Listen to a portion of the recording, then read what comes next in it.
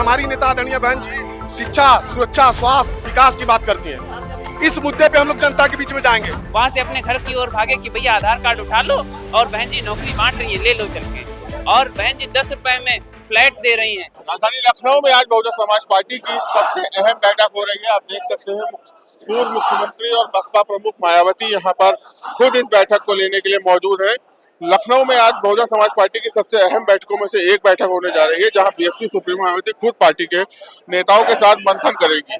इस बैठक को 2027 विधानसभा चुनाव की तैयारियों से जोड़कर देखा जा रहा है। इस वक्त हम मौजूद है मायावती के कार्यालय में, जहां सुबह से ही जिला अध्यक्ष, मंडल अध्यक्ष और कोऑर्डिनेटर और जिला प्रभारी लगातार पहुंच रहे हैं।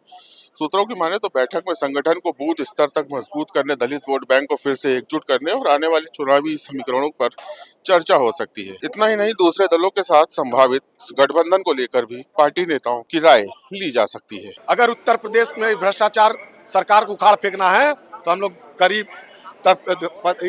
गर्मी में हम लोग हर बूथ पे बहन जी का निर्देश जनता के बीच में जाते हैं, बताते हैं। बहुजन समाज पार्टी की नीतियों को बताते हैं। बहन जी की सरकार में जो योजनाएं थी वो बताते हैं। बहन जी कार्यकाल में ये बता, हम लोग के पास मुद्दा है, हम लोग जनता के बीच में जाते हैं तो हमारी नेता आदरणीय बहन जी शिक्षा, सुरक्षा, स्वास्थ्य, विकास की बात करती हैं। इस मुद्दे पे हम लोग जनता के बीच में जाएंगे। भारतीय जनता पार्टी के लोग किस मुद्दे पे जाएंगे? समाजवादी पार्टी के लोग किस मुद्दे पे जाएंगे? उनके पास कोई मुद्दा ही नहीं है। हमारे पास मुद्दा है, बहन जी ने विकास कार्य करके दिखाया है 2007 से भारत सरकार में।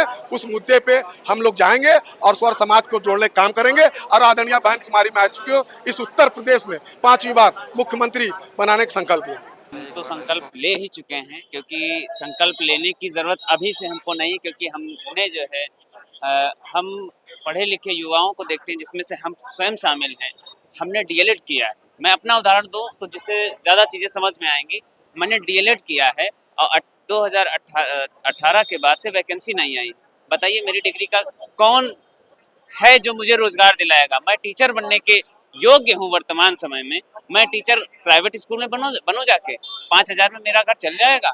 मेरी उम्र 30 वर्ष हो चुकी है। मैं कब नौकरी पाऊंगा? कब मैं अपने माँ बाप की सेवा करने का जो है औचित्य उठा पाऊंगा? ये तो मैं अपने विषय में सोचता हूँ। अगर इस तरीके से मैं अपने से जो छोटे लोग हों या बड़े लोग हैं जो बेरोजगार रहे हैं, या जो जिनको बेसिक जो आवश्यकताएं होती हैं, खाना, कपड़ा और मकान, जिसके लिए हमारी मान्य बहन जी ने बहुत सारे ऐसे काम किए हैं, जिसमें अगर मैं आपको गिनवाने लगूं तो शायद यहाँ से सुबह से शाम हो जाएगी।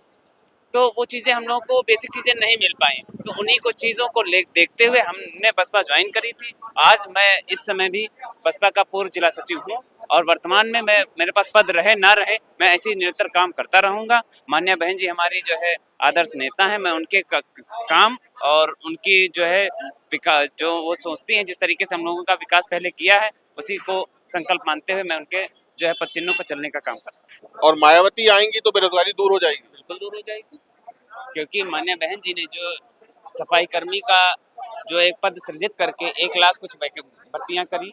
सबसे पहले बहन जी ने सिपाही की भर्ती करने का काम किया। सबसे पहले बहन जी ने शिक्षक भर्ती करने का काम किया। जो बैकलॉग भर्तियां थी उनको करने का काम किया। जो भर्तियां जो लोगों ने दफना दी थी, उनका कोई नामो निशान नहीं था, वो बहन जी ने करने का काम किया। तो उससे जब वैकेंसियां होंगी, अब आज है क्या पीडब्ल्यूडी विभाग में, बिजली विभाग में, क्या 4th क्लास क्या है? नहीं, हम मानते हैं जैसे हम एजुकेटेड हैं तो हम किसी भी प्राइवेट कंपनी में काम करके अपना रोजगार कर सकते हैं। जो अनएजुकेटेड है, जो ऐसे गांव में रहता है कि वो इन सब राजधानियों में नहीं आ सकता, दूर दराज जा करके उसको मजदूरी करना पड़ता है, तो उसके लिए क्या है भाई? कोई विकल्प? भाई हमने आपको वोट दिया, हमने वोट दिया है या आप बहुमत में पहुंचे हैं, तो आपको हमारे बारे में सोचना चाहिए। यही सारी चीजें हैं।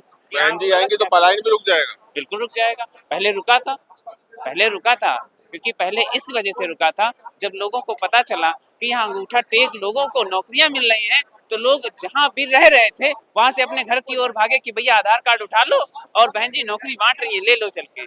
और बहन जी 10 रुपए में फ्लैट दे रही हैं, ले लो चल के। मान्यवर कांसीराम आवास योजना जो है 1400 मकान शहरों में और ब्लॉकों में 700 मकान देने का काम किया। कितने में? 10 रुपए। वो भी 10 रुपए बहन जी ने नहीं लिए, 10 रुपए का स्टाम्प, ताकि बहरूपीय लोग आ करके उसको उसमें जो है छीन झपट ना कर सकें।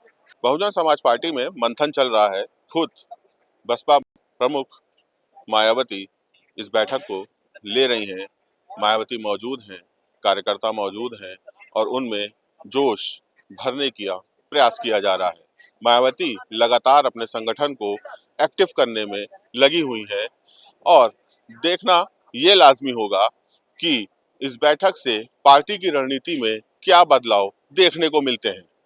वीडियो जर्नलिस्ट शक्ति यादव के साथ साहिल भारती, द हो हल्ला, लखनऊ।